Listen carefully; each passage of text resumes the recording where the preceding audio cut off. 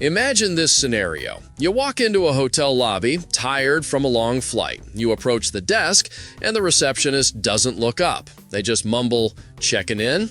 Now, compare that to a receptionist who makes eye contact, smiles, and says, "Hi there, how can I help you today?" The difference isn't just politeness, it's psychology. Today, we are dissecting the language of customer service, not just as a list of phrases, but as a tool for influence and conflict resolution. It really is the invisible skill. Hi everyone, I'm so excited for this one because we aren't just talking about being nice. We are talking about specific English phrases that actually change the brain chemistry of the person you are talking to. Whether you work in a cafe, a tech support center, or you're just writing an email to a client, these phrases are absolute gold. Exactly. We're going to cover about 20 essential phrases, but we'll also break down the mechanics of why they work. We'll look at the sorry versus thank you debate, the power of the word because, and something called the 738-55 rule. But let's start at the very beginning, the opener. Right, the universal opener. How can I help you today? It sounds so simple, right? But the magic is in the intonation. If you say it with a flat voice, how can I help you? It sounds like a robot. But if you go up at the end, how can I help you today? It signals availability. It's warm. That upward inflection is crucial. It invites the other person to take the lead. And immediately following that, you have the affirmation phrase. This is one of my favorites from the list. "I'll be happy to help." Oh, I love that one. It's so much better than just saying, okay or yes. When you say, "I'll be happy to help," you are framing the interaction as a positive experience rather than a burden. You're telling the customer, your problem is not an annoyance to me. It's my job to fix it. There is actually some interesting psychology behind this. Research by positive psychologist Dr. Barbara Fredrickson suggests a 3-to-1 positivity ratio. Basically, to neutralize one negative emotion or awkward moment, you need about 3 positive interactions. Starting with "I'll be happy to help" puts a deposit in that positive account right away. That makes total sense. You're building a buffer zone for when things might get difficult later. Speaking of difficult, let's talk about the dreaded wait. You need to look something up, but you can't just leave the customer hanging in silence. Right. The phrase here is, "Let me check that for you." But there is a trap here. A lot of learners, and native speakers too, just say, "Wait a minute." Wait is a command. "Let me check that for you" is a service. And always, always add a time expectation. Just a second or 1 moment, please. It lowers the customer's anxiety because they know you haven't abandoned them. But here is the big one, and I see people get this wrong all the time. When you come back after waiting, what do you say? This is the sorry versus thanks debate. Most people instinctively say, "Sorry for the wait." It seems polite. But psychologically, you are defining the interaction by a failure. You are reminding them that they waited, and you are taking the blame for it. Exactly. Instead, you should flip it. Say, "Thanks for your patience." It's a game changer. You aren't apologizing for your existence. You are complimenting them on a virtue they displayed. You're saying, "You are a patient person. Thank you." It validates them. I was reading a discussion on this recently where service workers noted that when they apologized, customers tended to stay grumpy. But when they thanked the customer for patience, the customer often perked up and said, "Oh, no problem." You effectively rewrite the narrative from "you made me wait" to "we are working together." I love that. We are working together.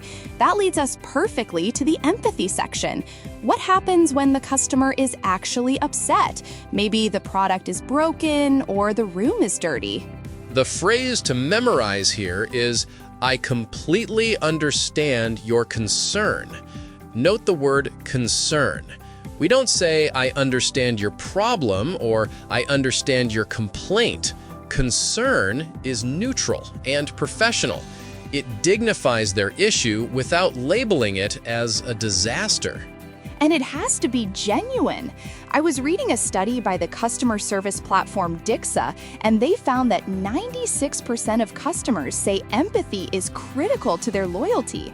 But, and this is the crazy part, only 3% of customer service agents listed empathy as one of their top strengths.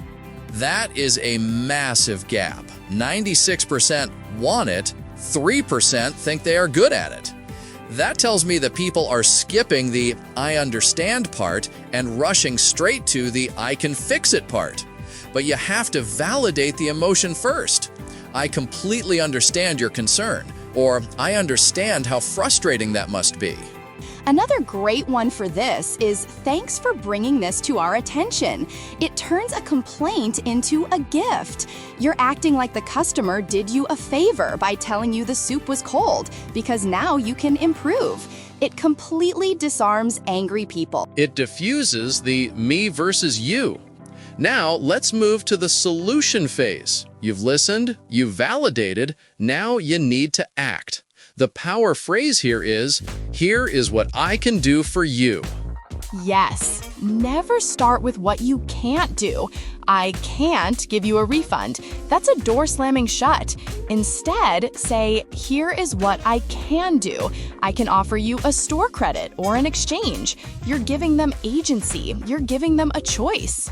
That focus on positive capability is vital.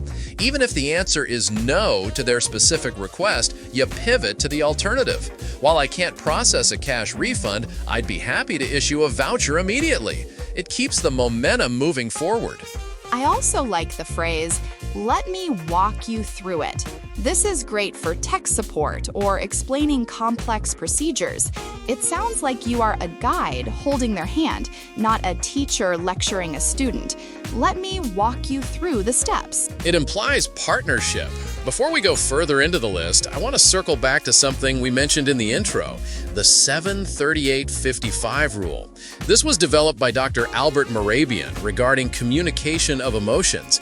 He found that words are only 7% of the message, tone of voice is 38%, body language is 55%. That is wild to think about. 38% is tone. So you can have the perfect script. You can say, "I'll be happy to help," but if your tone is flat or annoyed, the customer hears, "I hate this." Precisely. If you are on the phone, body language is removed, so tone becomes even more dominant. A trick that call center pros use is smiling while dialing. You can actually hear a smile through the phone because the physical act of smiling changes the shape of your mouth and lifts the pitch of your voice. So when we practice these phrases, like "I appreciate your understanding," you literally have to practice smiling while saying them. Try it now. "I appreciate your understanding." It feels different, doesn't it? It feels lighter. And speaking of specific words that carry weight, there is a fascinating study by Ellen Langer from Harvard about the word "because." She found that when people asked to cut in line at a copy machine, if they used the word "because" and gave a reason, even a silly one, compliance went up significantly. So how do we use that in customer service? You use it to explain why you need information or why a policy exists. Instead of "give me your email," you say, "Could you please confirm your email because I want to send you the receipt right now." It justifies the request and reduces friction. That is such a good tip. It stops you from sounding like an interrogator. "May I have your ID because we need to verify the booking?" is so much softer than "ID, please." Let's look at a few more specific phrases for clarity.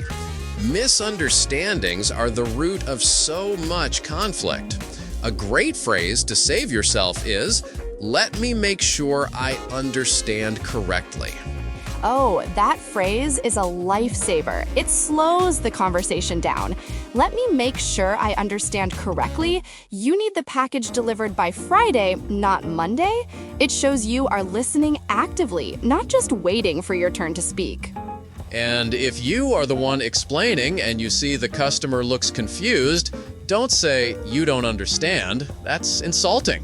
Instead, take the blame. Say, "Let me clarify that," or "Let me explain that differently." Right, put the burden on yourself. Maybe I wasn't clear. Let me clarify. It protects the customer's ego. And when you are finally resolving the issue, you can use, "I'll take care of that right away." That is a power phrase. "I'll take care of that." It signals ownership. The customer can relax because the baton has been passed to you. You are carrying the load now. And finally, the closing. You fix the problem, everyone is happy. How do you end it without it being awkward? Is there anything else I can help you with today? It's the classic door handle question. It ensures you haven't missed anything. And then the final sign-off. "Thank you for choosing us," or "Have a great day." Simple, polite, and it leaves a lasting positive impression. You know, going through all these, I realized that this isn't just customer service English. This is just good human skills. Empathy, clarity, patience, these work with your friends and family too. Absolutely. Whether you are negotiating a refund or just trying to decide on a movie with a partner, phrases like, "I understand your concern," or "Here's what I can do," promote cooperation rather than conflict. It's about emotional intelligence. So, to recap the big ones, start with a warm, "How can I help you?" Use "Thanks for your patience" instead of "Sorry for the wait." Validate with "I understand your concern," and always close with an offer to help more. And remember the 738-55 rule. Your tone matters more than the specific words. If you sound genuine, you can make almost any phrase work. If you sound sarcastic, even the politest phrase will fail. We would love to hear from you guys in the comments. Which of these phrases do you find most difficult to use? Or do you have a horror story where a customer service agent definitely did not use these phrases? Those are always fun to read. Also, let us know what workplace scenario you want us to break down next. Emails, job interviews, presentations, we read every single comment. Thanks for listening, everyone. Go out there, smile while you dial, and keep leveling up your English. See you in the next episode.